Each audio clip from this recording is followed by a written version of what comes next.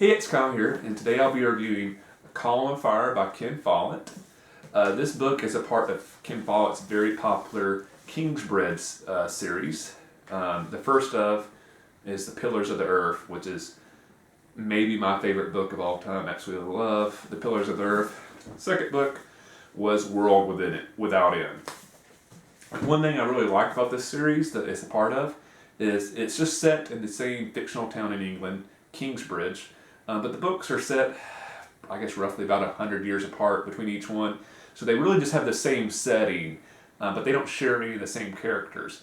So you can, even though this is the third book in the series, you can read A Column of Fire without having read the other two, and you're really not missing a whole lot. There's a couple of allusions in this book where they might be going by like through the cemetery, and they might reference, oh, that's the grave of the famous Philip Friar.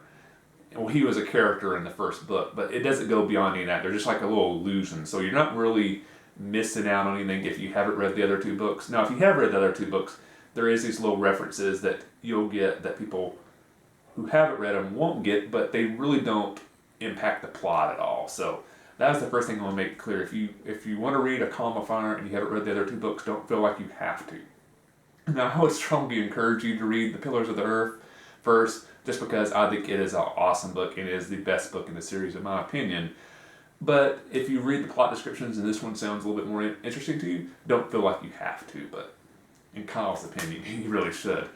But A Column of Fire, to kind of give you a basic plot synopsis, is basically set in England during the time before and during the reign of Elizabeth I, and all the tumult that England was going through at that time, not just England, but all of Europe, as basically you had the rise of the Protestant church and the Catholic church basically trying to fight back and basically remain the only Christian church in Europe. So all the religious wars and conflict that was dealing in Europe and England at this time is really what the backdrop of this book is set around.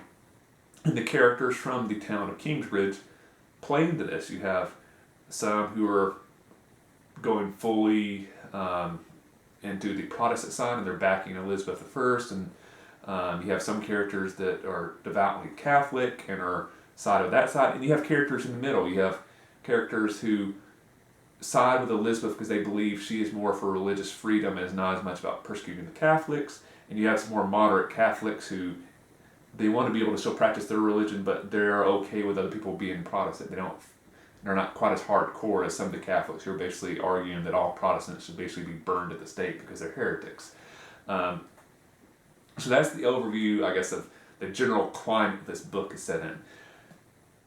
What I've always enjoyed so much about Ken Follett's books is his great character development. You really come to love these characters. These are characters you knew nothing about going into the book. Like I said, they're not connected to the characters in the previous two books in the series. But you quickly develop a love for the good characters and absolute hatred for the villains. Follett does an amazing job of writing villains in every book.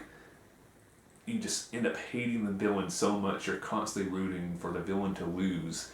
I think more so than in most books. I think that's a thing that Ken Follett is very, very talented at. He really makes you hate the villain of the book. But at the same time, they're interesting, so it's a villain you hate, but you kind of enjoy reading about him anyway. The other thing I really love about Ken Follett's books is I'm a big history buff, so I love books that are kind of set in historical settings.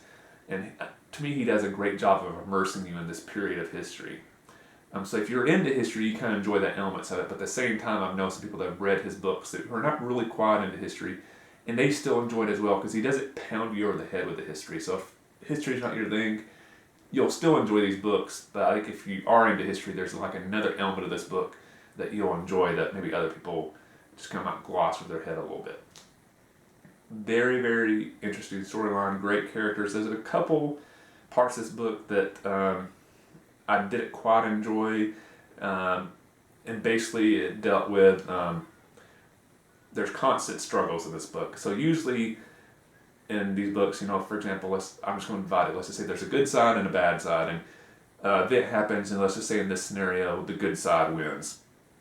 In his previous books, and in parts of this book, there'll be a section then dedicated to like basically the bad side reacting to their defeat. So they went into this thinking, oh, we're going to win, we're on the side of right, and they lose, and you kind of get to see the characters try to justify why they lost, justify their worldview, and they make plans for how they're going to come back. And so I've always enjoyed that part of the book. They're always good. There's a couple elements in this book towards the end where there's these big major events where one side wins, and you don't get the reaction from the side that lost. It's like they just instantly skip ahead to the next plot point. And you're like, well, I would really like to see how they would have reacted to this scenario of the characters. One element, this is a historical event, so this is not going to be a plot spoiler where this happens, is the Spanish Armada. This book covers the Spanish Armada's attempted invasion of England. If anybody knows history, knows the Spanish did not invade England, so obviously the Armada was defeated.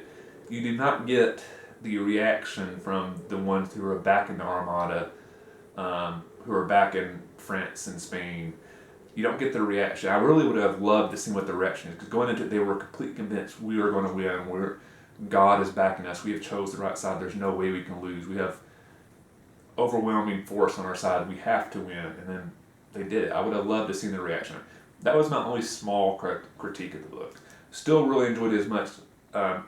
Did not enjoy it as much as The Pillars of the Earth, but that's any book that's going to be hard for me, because literally The Pillars of the Earth is one of like 2 or 3 books that for me holds the category of my favorite book of all time. I always have a hard time picking my exact one, but The Pillars of Earth is right up there. And it's going to be hard for any book to match that.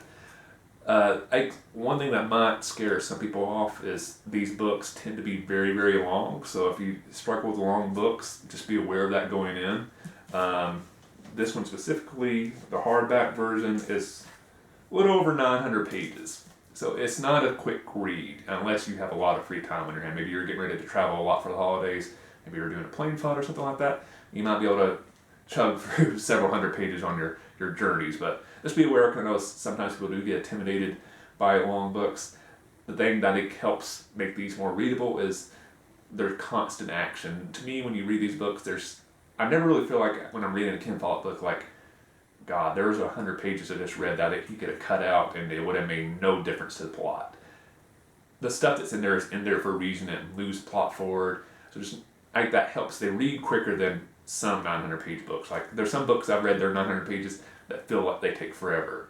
This book did not feel like it took forever because it's constantly moving forward. There's constant important stuff happening. The characters are interesting. The plot's interesting. The setting's interesting. So overall, I really enjoyed this book. Is it my favorite Ken Follett book of all time? No. But I really, really enjoyed it. If I was giving it a rating from like 1 to 10, it'd probably be like a 8, 8.5, something in that range. But anyway, so I strongly recommend A Column of Fire. I think if you enjoy historical fiction, I think you'll enjoy this book. So check out A Column of Fire by Ken Follett. And if you've never read The Pillars of the Earth by Ken Follett, strongly encourage you to check that out as well. I've done reviews for the other 2 books in this series on reread books in the past, so I'm sure if you dig through the channel, you can actually find those reviews as well. So hope you enjoyed this review, and I'll see you the next time.